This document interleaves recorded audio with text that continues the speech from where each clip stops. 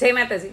ગઈકાલે મારા લાઈવમાં કોઈ કમેન્ટ કરેલી કે કૃષ્ણાબેન તમારે સિંગર અપેક્ષા પંડ્યાને મળવું છે। મેં કીધું ના બાપા, મારે કોઈને નથી મળવું, કારણ કે જે કલાકારોનો અત્યારે સારગામાપા કે કોઈ રાગની ઢાળની ખબર નથી પડતી એ લોકોને મળીને મારે શું કરવું। અત્યારે તો સિંગરોનો રાફડો ફાટ્યો છે। સાહિત્ય કલાકાર છે એ સ્ટેજ ઉપર રાજનીતિની વાતો કરી રહ્યા છે, ગરબા ક્વીનો છે એ અડધા ફડધા કપડાં પહેરીને ઠેકડા ધબધબાટી બોલાવી રહી છે સ્ટેજ ઉપર, અને જે લોકો કલાકાર બની ગયા છે એ પોતાની કોઈ રચનાઓ રજૂ કરતા નથી। મોટા ભાગે હિન્દી ગીતો અત્યારે પીરસી રહ્યા છે અને બીજાની ગાયેલા વાગોળી રહ્યા છે। આવા કલાકારોને મળીને આપણે શું કરવું?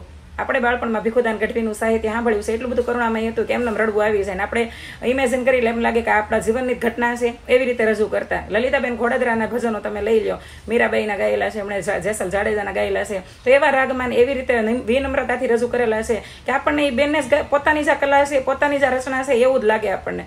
તો આવી રીતે કોઈ સ્ટેજની મર્યાદા, ભજનની મર્યાદા ગાઈને રજૂ કર્યા હોય એને મળવાની ઈચ્છા કરી, પણ આવા લોકોને બિલકુલ નહીં બાપા। જય માતાજી।